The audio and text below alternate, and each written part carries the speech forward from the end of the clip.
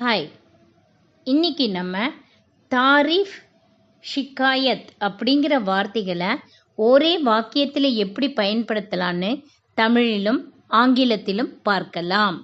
Tariff price பாராட்டு, ஷிகாயத் complaint புகார்.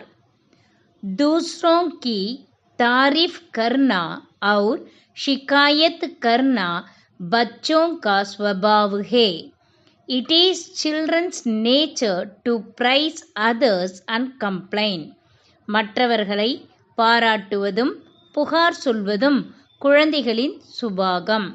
तारीफ पर दावत देना और शिकायत पर कार्यवाही करना मानव स्वभाव है.